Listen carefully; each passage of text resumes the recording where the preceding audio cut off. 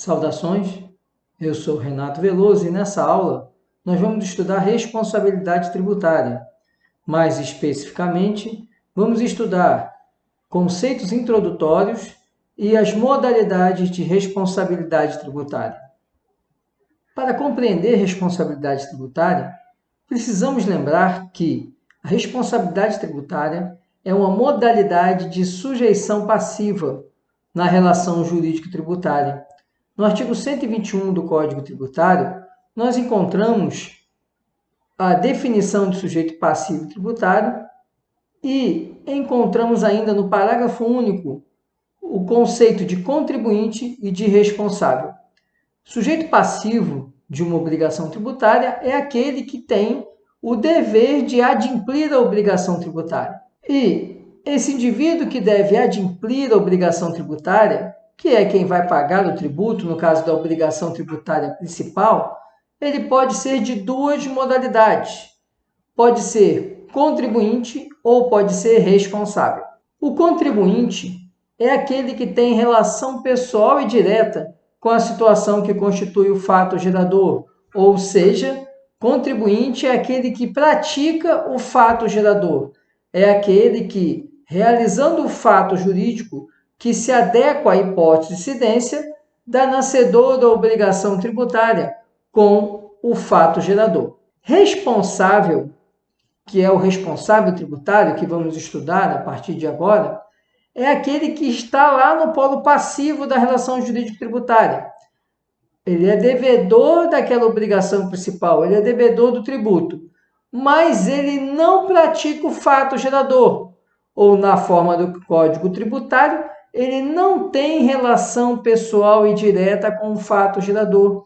Não é ele que pratica o fato gerador, mas ele possui uma relação jurídica com o contribuinte e, em razão dessa relação jurídica, a lei tributária o coloca no papel de sujeito passivo tributário.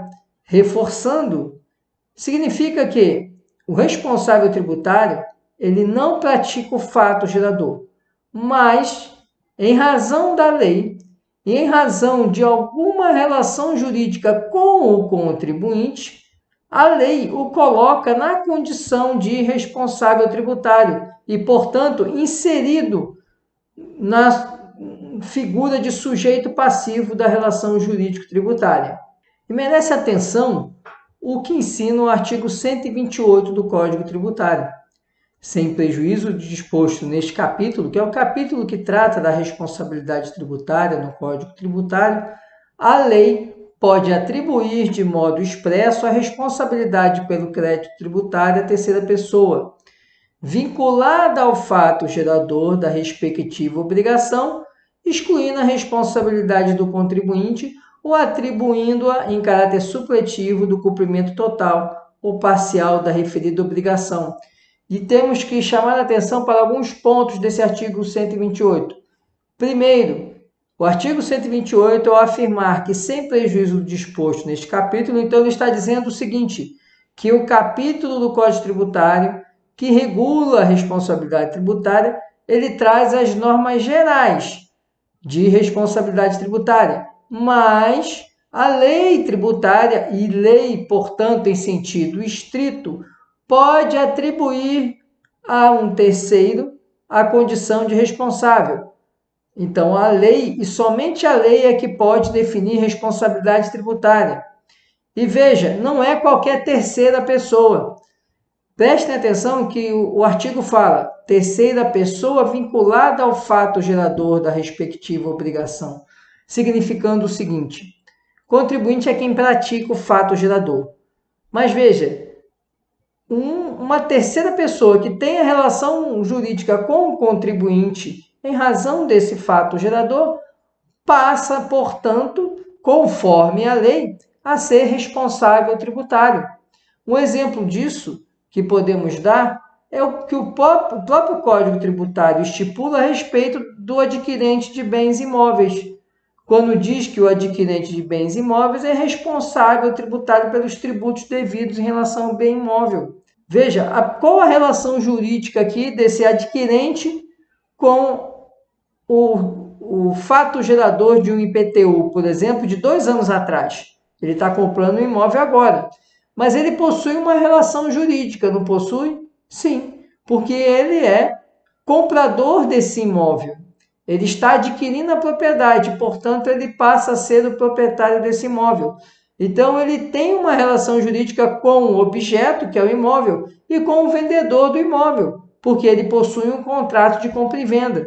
Em razão dessa relação jurídica, que não está diretamente relacionada à ocorrência do fato gerador. Veja que não é o adquirente do imóvel que pratica o fato gerador daquele IPTU de 2 anos atrás.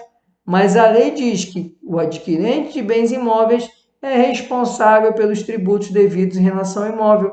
Então, a lei coloca uma pessoa que faz um contrato de compra e venda envolvendo o imóvel como responsável tributário de tributos até mesmo anteriores a essa compra e venda, exatamente como estipula o artigo 128. Por isso que eu coloquei essa observação, destacando que a pessoa que o legislador vai atribuir essa responsabilidade, ela deve estar, de alguma forma, vinculada juridicamente ao fato gerador. Não é que ela pratique, porque quem pratica o fato gerador é contribuinte, mas, em razão dessa relação jurídica com aquele fato gerador, e no caso, o exemplo que eu dei da compra do imóvel, a relação jurídica é com o objeto que deu nascedouro ao fato gerador daquele IPTU. Então, essa relação jurídica de ele ter feito a compra e venda do imóvel, dele ter adquirido a propriedade do imóvel, faz com que ele tenha relação com aquele fato gerador, uma relação indireta, é verdade, mas é uma relação jurídica. Vamos estudar as modalidades de responsabilidade tributária. As modalidades de responsabilidade tributária, elas dependem do momento em que surge o vínculo jurídico entre o responsável, que é a pessoa que é designada por lei como sujeito passivo, e esse sujeito ativo do tributo, que é quem? O ente estatal. A responsabilidade tributária pode ser classificada, então, como responsabilidade por substituição ou responsabilidade por transferência. Vamos entender cada uma delas. A diferença entre a responsabilidade por substituição e a responsabilidade por transferência reside no momento em que essa responsabilidade surge. Na responsabilidade por substituição, essa responsabilidade tributária ela surge juntamente com o próprio fato gerador. O fato gerador do tributo, ele por si só já dá nascedouro a responsabilidade tributária, significando o seguinte, que assim que é feito o negócio jurídico que se adequa à hipótese de incidência, a lei tributária retira de cena o contribuinte e já coloca imediatamente o substituto tributário, o responsável tributário. Na responsabilidade por transferência, é diferente. Ela surge posteriormente, é um evento posterior, que faz com que essa responsabilidade tributária ela seja transferida para um terceiro que não praticou o fato gerador. Por exemplo, vamos lá, na substituição tributária, na responsabilidade por substituição, mais conhecida como substituição tributária, realizado o negócio jurídico, por si só, esse responsável tributário ele é inserido na sujeição passiva tributária. Um exemplo disso é a comercialização de bebidas alcoólicas, de cerveja. Quando a indústria Ambev ela realiza a venda de uma cerveja para o supermercado, para o atacadão, por exemplo, um grande supermercado, vende para o atacadão uma carreta de latas de cerveja. Quando a Ambev faz essa venda, embora a venda esteja sendo realizada para o atacadão, a Ambev ela passa a ser responsável tributária por substituição do ICMS devido na venda do atacadão para o consumidor final. Ou seja, no fato gerador da saída da mercadoria da indústria, no caso a Ambev já fica responsável tributária pelo tributo devido na venda que o atacadão ainda vai fazer. Essa é a substituição tributária. Veja que essa responsabilidade surge já no momento em que ocorre o fato gerador, que é qual? A venda da mercadoria da Ambev para a empresa que é o atacadão, nesse exemplo que eu estou usando. Na responsabilidade por transferência, não. Originalmente, o contribuinte era o sujeito passivo, mas surge um evento posterior que vai fazer com que essa sujeição passiva se desloque para um terceiro. Um exemplo disso é a morte. Quando o indivíduo morre, surge no meio jurídico a figura do espólio, que é o conjunto de bens, direitos e obrigações daquele que faleceu. Esse espólio passa a ser responsável tributário pelos tributos que eram devidos pelo falecido. Veja, originariamente quem era o contribuinte era a pessoa, era aquele que praticou os fatos geradores. Ele vindo a falecer, surge no mundo jurídico o espólio, e agora o espólio é responsável por transferência pelo pagamento daqueles tributos que eram devidos pelo decujus. A responsabilidade por transferência, ela fica exemplificada exatamente nessa situação da morte, como fala o artigo 131 do Código Tributário. Olha o que ele fala. E aí vem o inciso terceiro, o espólio pelos tributos devidos pelo decujus, que é a pessoa que morreu, até a data da abertura da sucessão, que é a data da morte. Porque até a data da morte, quem tinha que pagar o tributo era o contribuinte. Só que ele morreu. Como ele morre, passa a ser pessoalmente responsável. A responsabilidade por transferência é quem? O espólio.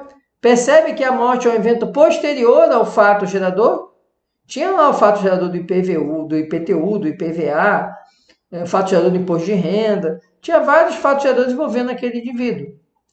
Então, ele vai, com sua morte, surge a figura do responsável tributário, que a lei coloca como sendo o espólio. E na responsabilidade por substituição, em nenhum momento o dever de pagar o tributo recai sobre o contribuinte, como o exemplo que eu dei da Ambev. A obrigação tributária já cai em cima do sujeito passivo, que vai ser o responsável tributário, e não do sujeito passivo contribuinte, que é quem praticou o fato gerador. Vamos para o quadro? E eu vou apresentar para vocês um exemplo de responsabilidade por transferência e um exemplo de responsabilidade por substituição. E isso vai ficar mais claro para vocês. Vamos, nesse exemplo aqui, compreender o funcionamento da responsabilidade por transferência. Como eu expliquei, responsabilidade por transferência é aquela em que a lei atribui a um terceiro a condição de sujeito passivo em razão de um evento posterior ao fato gerador. Vamos aqui ao nosso exemplo. Vamos examinar aqui a situação de João. João, em 2019, no ano de 2019, ele deixou de pagar o IPTU, o IPVA, o ISS, digamos que ele seja médico, um profissional liberal, deixou de pagar o ISS e também não pagou o imposto de renda à pessoa física. Então, todos esses impostos, João, ele é contribuinte, ou seja, ele praticou os fatos geradores que levou à cobrança desses 4 impostos. Acontece que vem o ano de 2020, ele continua sem pagar esses impostos de 2019, mas ele morre no dia 1º de agosto desse ano. Com a morte de João, o que acontece é que o artigo 131 do Código Tributário, ele determina que, com a morte de João, surge a figura do espólio.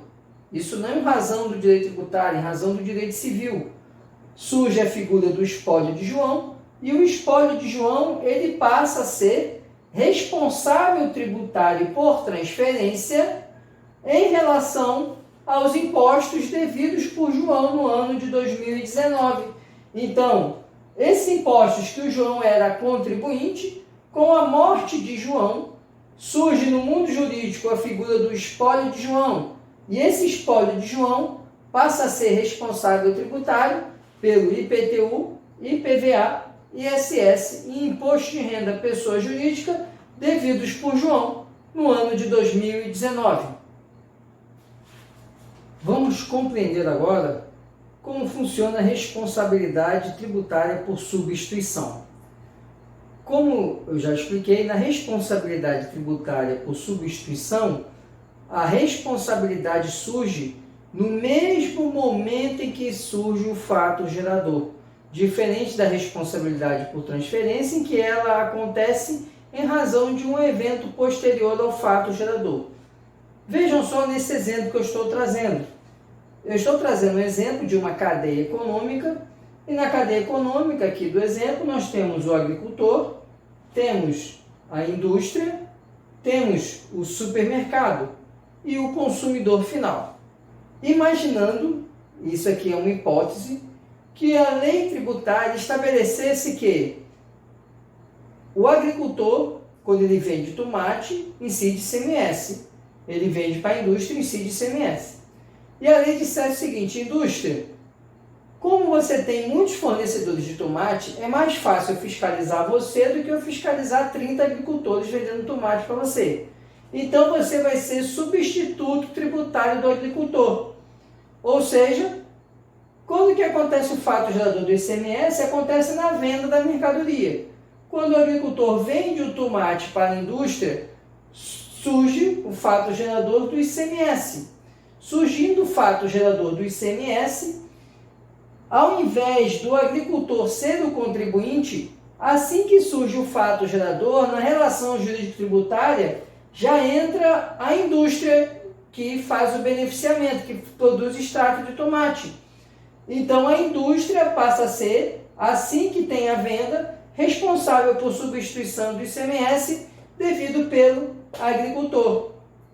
E a mesma lei tributária, também é mais uma hipótese, digamos que dissesse: indústria, como tem muitos supermercados, muitas empresas, mercados que vendem o extrato de tomate, você vai ser também substituta tributária do ICMS desses mercados, dessas mercearias que vendem o seu extrato de tomate.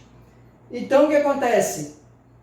Quando a indústria vende para o supermercado, para a mercearia, ao invés do fisco ir lá cobrar do supermercado e da mercearia, a lei diz assim: olha, indústria de extrato de tomate, você já recolhe o ICMS lá da venda do consumidor, que quem deveria recolher seria o supermercado, mas você, por substituição tributária, recolhe o ICMS que seria pago pelo supermercado. Então, nesse caso aqui, olha aqui, o fato gerador aconteceria aqui e a lei diz: olha, indústria, você vai ser responsável por substituição pelo ICMS devido pelo supermercado. Por que se usa a responsabilidade por substituição? Porque, se vocês forem ver, uma indústria de extrato de tomate não tem só um fornecedor.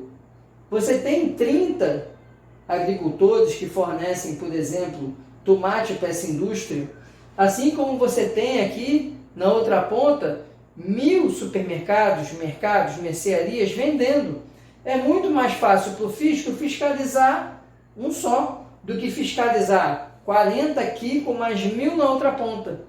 Por isso, a questão da substituição tributária joga para onde a produção é mais concentrada, onde a cadeia econômica se concentra, e com isso facilita a arrecadação dos tributos.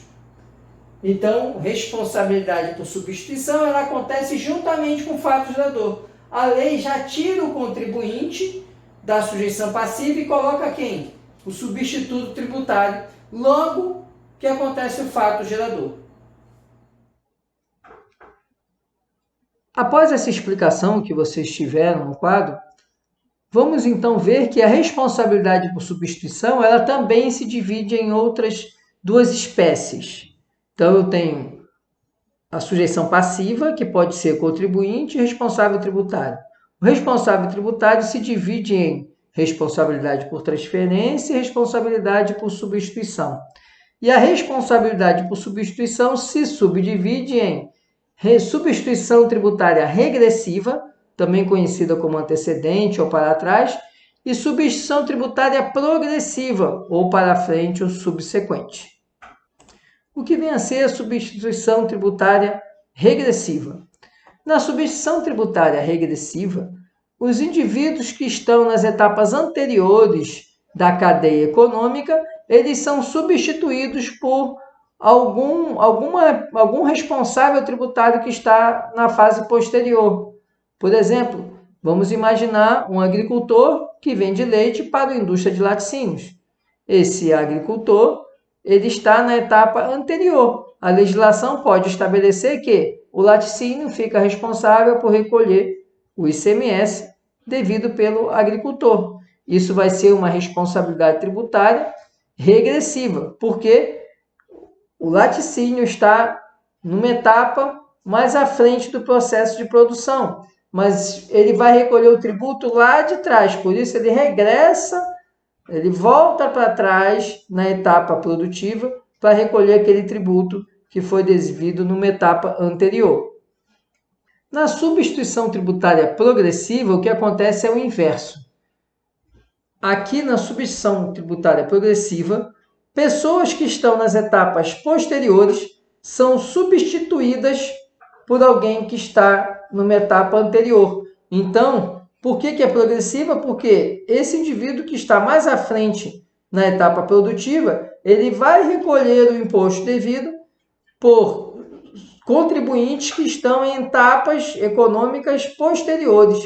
Por isso, ele vai progredir na linha de produção para trazer aquele tributo que ainda vai ser objeto de fato gerador lá na frente.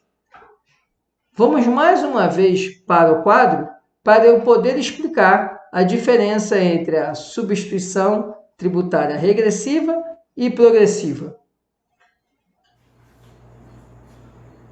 Vamos entender agora o funcionamento da responsabilidade por substituição regressiva e progressiva. Quando eu falo em substituição tributária, as duas espécies, regressiva e progressiva, eu tenho sempre que ter em mente a cadeia econômica. Eu preciso olhar a cadeia econômica e verificar se o substituto tributário ele está antes na etapa econômica ou está depois na cadeia econômica. Veja só, usando o mesmo exemplo que eu utilizei para o estudo da substituição tributária. A indústria de extrato de tomate. A indústria de extrato de tomate é o responsável tributário por substituição. Ele vai ser responsável tributário por substituição regressivamente, ou seja, substituição tributária regressiva, olha, ele vai voltar na cadeia econômica para recolher o ICMS de fatos geradores anteriores à sua posição na cadeia econômica. Então, no exemplo que eu dei, o agricultor vai vender o extrato de tomate e a indústria vai ser responsável por substituição tributária regressivamente em relação ao ICMS devido pelo agricultor. Por que é regressivo ou para trás? Porque esse ICMS está mais para trás na cadeia econômica em relação à indústria. Já o progressivo é quando eu me refiro a fatos geradores que estão mais à frente da cadeia econômica. Então veja, a indústria está aqui, tem o supermercado e aqui o supermercado vende para o consumidor final. Esse ICMS do consumidor final, que seria devido pelo supermercado em razão da venda do consumidor final, a lei tributária também atribui à indústria. E o que a indústria faz?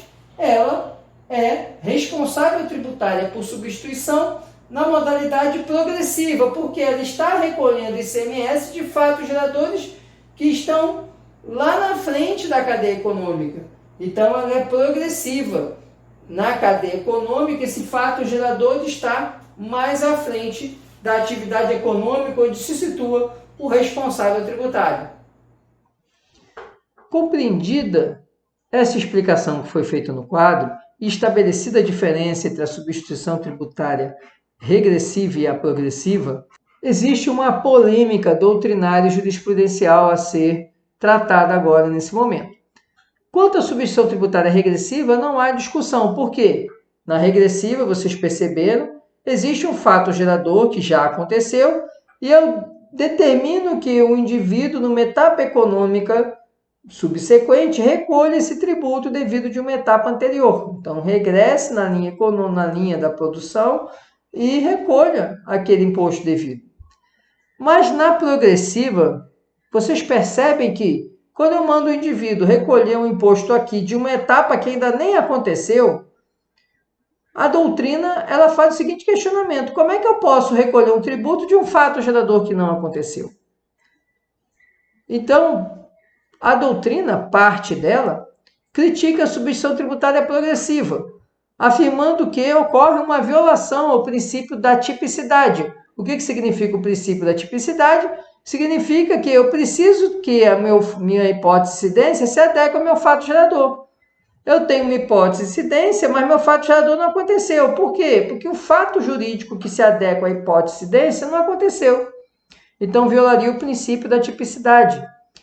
Violaria ainda o princípio da capacidade contributiva, por quê?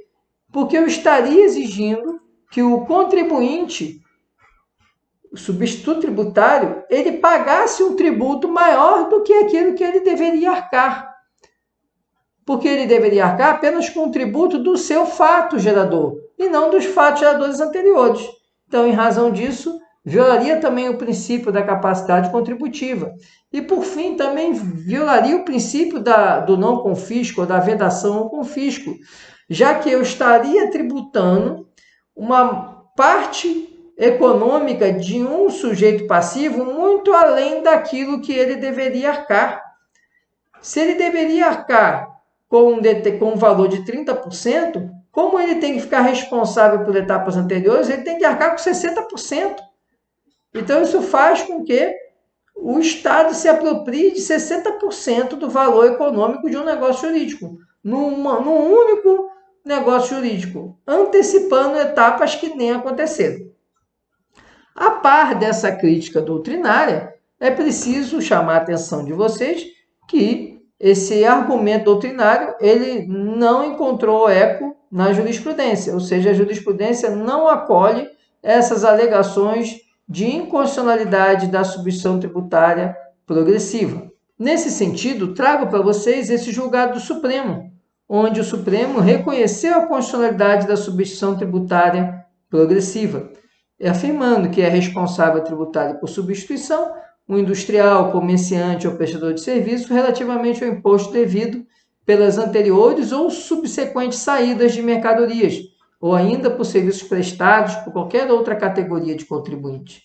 Legitimidade do regime de substituição tributária, dado que a cobrança antecipada do ICMS, por meio de estimativa, constitui simples recolhimento cautelar, enquanto não há negócio jurídico de circulação em que a regra jurídica quanto ao imposto incide. Veja aqui que o Supremo então disse, olha, é constitucional e é apenas uma técnica de arrecadação. O Supremo entendeu que não havia problema não ter acontecido o fato gerador futuro, que era a mera antecipação de um tributo que seria naturalmente devido. Por que ele entendeu assim o Supremo? Porque o raciocínio foi um raciocínio econômico. Ninguém compra uma mercadoria, o comerciante compra uma mercadoria para que ela não seja vendida. Todo comerciante compra mercadoria com a pretensão de vendê-la. Então, essa substituição tributária progressiva é mera antecipação de um imposto que vai acontecer. Porque no ciclo econômico, o normal, o usual, é que o negócio jurídico de venda ele ocorra. Outro julgado do Supremo, no mesmo sentido, a responsabilidade como substituto, no caso, foi imposta por lei, como medida de política fiscal autorizada pela Constituição, não havendo que falar em exigência despida de fato gerador. E aí precisamos formular o seguinte questionamento. Se o Supremo diz que é constitucional a tributação, a cobrança do sujeito passivo responsável tributário por substituição antes dos fatos geradores subsequentes, como é que fica eventual restituição de um tributo de uma substituição tributária que o fato gerador futuro não ocorra? É possível a restituição desse valor que foi pago? E a resposta a esta pergunta está no artigo 150, parágrafo 7º da nossa Constituição, que trata exatamente da responsabilidade por substituição. Veja o que fala o parágrafo 7º. A lei poderá atribuir a sujeito passivo de obrigação a condição de responsável pelo pagamento de imposto ou contribuição, cujo fato gerador deva ocorrer posteriormente, ou seja, está falando da substituição tributária progressiva, assegurada a imediata e preferencial restituição da quantia paga, caso não se realize o fato gerador presumido. Então, a própria Constituição, ela assegura que seja devolvido ao contribuinte responsável tributário aquilo que ele pagou, caso aquele negócio jurídico futuro não venha a ocorrer. Vamos usar de novo o exemplo da bebida. Vamos usar agora um refrigerante. Vamos imaginar um refrigerante que sai da fábrica da Coca-Cola.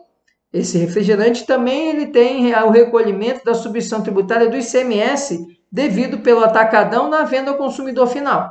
Então, a fábrica de Coca-Cola já recolhe o ICMS dessa Coca-Cola que ainda vai ser vendida pelo atacadão. Digamos que no transporte entre a fábrica até o atacadão acontece um acidente com o caminhão e toda a carga de Coca-Cola foi perdida. Veja, a empresa Coca-Cola, a indústria, já havia recolhido o ICMS de uma venda que o atacadão ia ainda fazer e a mercadoria nem chegou no atacadão. O que vai acontecer? A Coca-Cola terá o direito de receber, de ter restituído o valor desse ICMS que ela recolheu em razão de um fato gerador que não se consumou, já que não houve a venda ao consumidor final, sequer a mercadoria chegou no comerciante, em quem iria comercializar esse produto. Então, só confirmando o que está no artigo 150, parágrafo 7º. Essa mesma autorização está prevista no artigo 10 da Lei Complementar 87 de 96. E esse artigo, ele fala que é assegurado ao contribuinte substituído o direito à restituição do valor do imposto pago por força da substituição tributária correspondente ao fato gerador presumido que não se realizar. E agora temos uma pergunta. E se o fato gerador ocorrer? Então, a Coca-Cola vende para o atacadão vende essa Coca-Cola para o consumidor final. Mas se essa venda é em valor inferior ao que foi presumido para a mercadoria. O que significa isso? Na substituição tributária, é aplicada uma margem em cima do valor de venda para se saber quanto seria o valor de venda ao consumidor final. Então, vamos dar um exemplo, é apenas um exemplo. Esses percentuais não estão de acordo com a legislação, é só para facilitar o exemplo para que todos possam entender.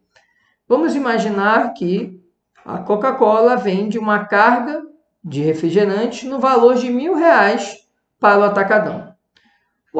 O atacadão vai vender essa Coca-Cola. A Secretaria de Fazenda já tem estudo que comprova, por exemplo, que a margem aplicada na venda da Coca-Cola ao consumidor final é uma margem de 200%. Ou seja, dessa Coca-Cola de R$1.000 que foi vendida pela fábrica, o atacadão vende essa mesma Coca-Cola por R$3.000.